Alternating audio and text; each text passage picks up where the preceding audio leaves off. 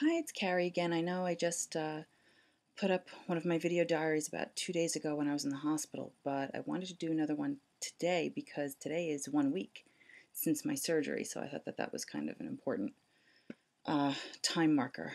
Um, in one of my first videos, I commented on how everyone's different and how I had seen video diaries of people who even a year later are still in a lot of pain, and there was one person who I saw a week later was sitting up in front of her computer talking, like anyone would, and was completely pain free and was doing great. And I'm almost there. I feel really, really good, and I'm still just astounded at how well I'm doing. I suspect I have my medication to thank for that largely. Um, I'm up and walking around, no problem. I mean, I'm sitting in bed right now. That's me getting up out of bed. That's pretty good. um, when I'm laying down, it's not quite as easy to do that. I'm still doing that log roll thing. When you're in the hospital, they teach you how to do a log roll to get out of bed, and at first it's really, really hard. But once, I guess once the pain meds start working for you, everything becomes a little bit easier. I'm trying to think of how life is different now that I'm home. Um, and a lot of things are different. Number one, I'm not getting woken up every hour on the hour. Um, you think, oh, when you're in the hospital, you'll get lots of rest, but that's not how it works out. You really are woken up several times during the night, whether it's, they want to take your vitals, they want to give you medication, they want to take your blood. That's always fun at 6 o'clock in the morning. Great wake up call. You have to get up and go to the bathroom, you need them to turn you over, and that's just you. But if you have a roommate like I did, then you are woken up for all of those things with your roommate too. So there really is no such thing as a full night's sleep when you're in the hospital. But now that I'm home, I am getting a full night's rest, and that's really wonderful. With the exception of, I do set my alarm for me to get up and take meds during the night, but that's real quick, and then I go right back to sleep. The other wonderful, wonderful thing that has happened since I've gotten home is I got a shower, and that was the best thing ever. So I got to wash my hair. It's not greasy anymore. I didn't blow dry it because I was a little too, tired, I guess, to do that, but that's okay. It doesn't matter. All that matters is that it's clean, and I suspect it won't be long before I have the energy to blow dry my hair too. One of the things that's been really helpful to me, I keep a whole system of alarms on here for my medication on my phone. Let's see if you can see it. I don't know if you'll be able to, but it's kind of bright. I have all these alarms set. Maybe if I hold it this way, you can see it better. If I hold it this way, you can't see it at all. But each alarm that is set, it tells me what medication I need to take. So I programmed all that in. So for instance, the first one here says 12 midnight, tramadol 1.5 pills, 1 a.m., 2 Motrin, a Lyrica, and a Zofran, 6 a.m., 1.5 tramadol. So it tells me exactly what I need to take. And when the alarm goes off, that way there's no mistake. And the other thing I've been doing is each time I take my medication, I set up the next dose of medication that I need to take in this little cup, so it's already ready for me. I have my handy little pill cutter here because the Zofran the tramadol I have to cut in half. The other thing that's been helpful, my mother bought me a body pillow. Not so much to hug, but I'll show it to you here. I keep it down here and it goes across the whole bed, and when I'm sleeping, my knees or my legs go over this, and it helps elevate my knees so that I'm much more comfortable. For the most part, I find myself lying on my back, and that's the most comfortable position for me right now. And it was the most comfortable position for my mother too. Sometimes I switch to my side.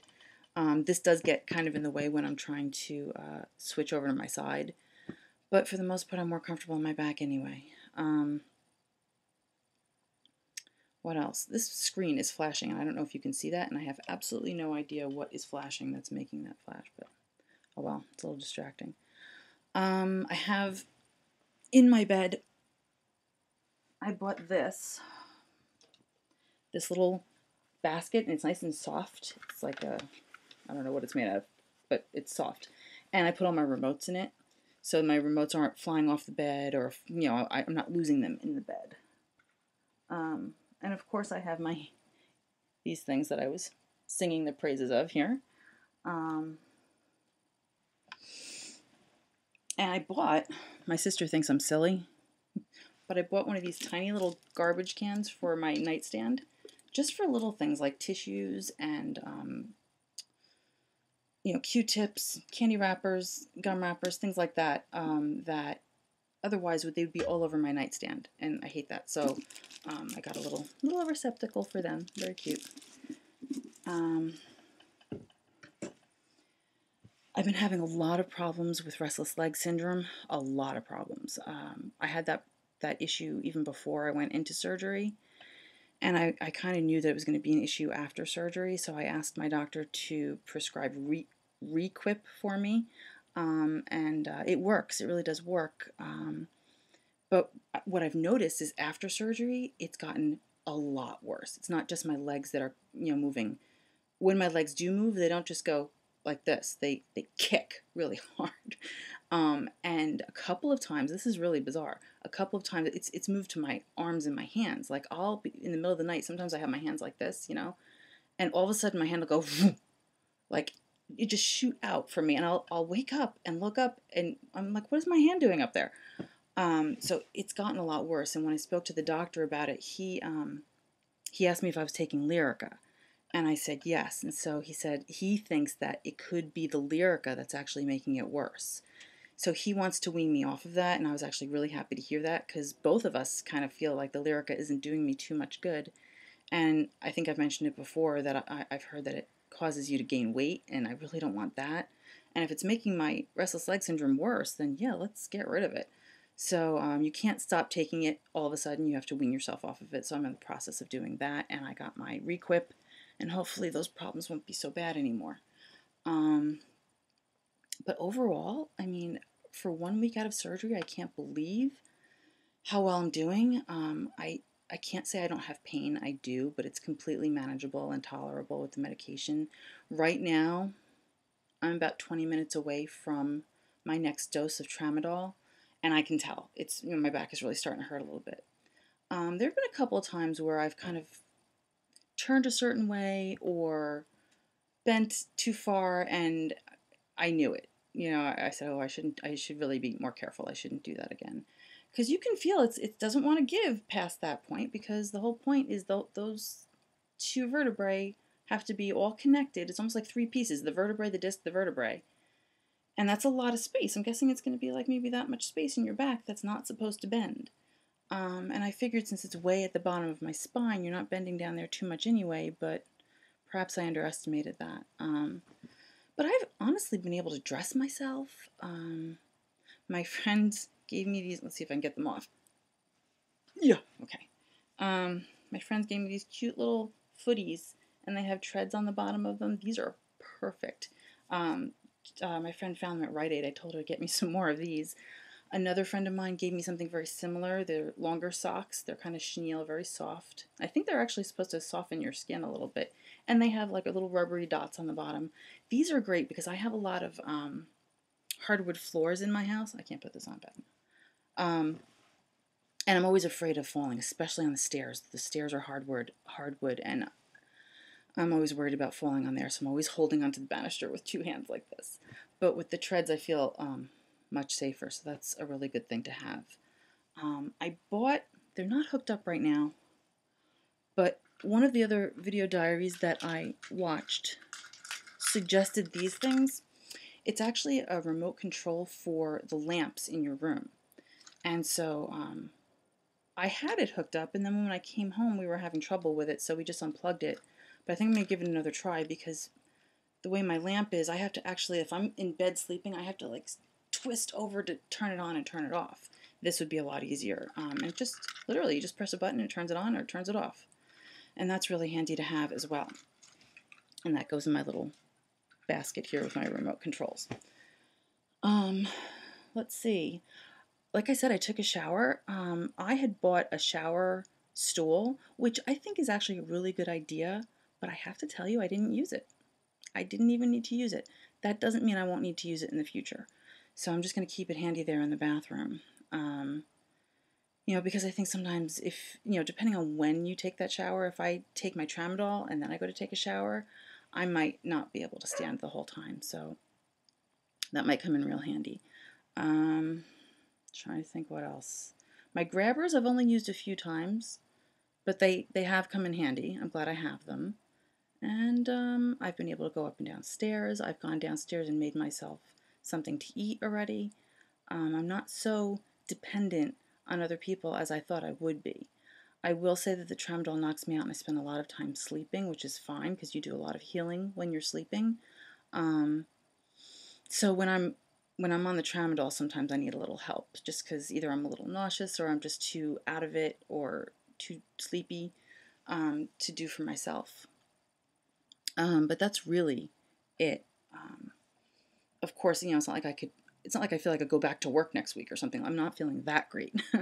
I still have a lot of fusing to do. That's going to take 6 to 8 months. So I'm planning on being out of work right now at about 3 months. I'll be out of work total. But I'm going to play that by ear because, I only have about 3 months worth of sick days. Once I use those up, I have just a few more sick days left. And once I use those up, I will be using, I think, Family Medical Leave Act time, and I don't get paid for that time, and I can't really afford to do that. So, the plan still is that I will go back to work in 3 months. But I don't know how I'm going to feel, and I'm still not sure when physical therapy will start. I've gotten mixed messages about that. My surgeon told me at 12 weeks he'll start physical therapy, which kind of disappointed me because that's when I'm going back to work, and I kind of wanted to get a lot of that physical therapy done before going back to work.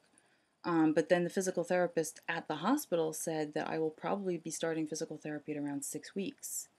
I have an appointment at 6 weeks with my surgeon, so I guess we'll discuss it then. That's a long ways off. What else? What else? I feel like I'm trying to give you guys helpful hints as to what I used, what I didn't use. I didn't use a whole lot in the hospital. I mean, there are other things that people in their video diaries suggested you purchase that I didn't need. For instance, those little, I don't know what they're called. They're like little toothbrushes that are throwaway toothbrushes. I didn't even use those. I just used a regular toothbrush. I really wasn't out of bed that much in the hospital. I spent most of my time in the bed. I just wore the those ugly robes that they give you in not robes, but the gowns, the gowns that they give you in the hospital that have no back. Okay, I just wore that in the hospital. I didn't really care whether I was wearing pretty pajamas or not. Like, I didn't care. So I just used those. So I didn't use any pajamas. I didn't even use the bathrobe that I brought with me. That I just never even took it out of my bag. I used some basic toiletries. Like, I didn't have to use my toothpaste and toothbrush because they gave that to me at the hospital. I used my deodorant. And that's it. I didn't use any soap, or I didn't take a shower while I was there. They don't want you to take a shower while you're there, really. They just, give you stuff to sponge bathe yourself, so that's what I did. So for the most part, I really didn't need a whole lot of stuff in the hospital. Now that I'm home and I'm more mobile, I'm using more of the things that I normally would. But that's about it. I've been having visitors and feeling good about that. I haven't left the house yet. It's too soon for that. I'm not ready for that. It is the middle of winter right now. It's January, so if there's any bad weather outside, I'm just going to stay in. I'm not going to risk falling on any ice or anything like that. But for 1 week out of surgery, this is me, and I'm doing really well, and I'm really shocked by that. And I just wanted to let everybody out there know how I was doing, and if you are, looking towards a surgery like this yourself, that's helpful information for you to have. And that's it. That's all for me to report today. I'm going to take my tramadol in about 15 minutes, and then night night for a little while.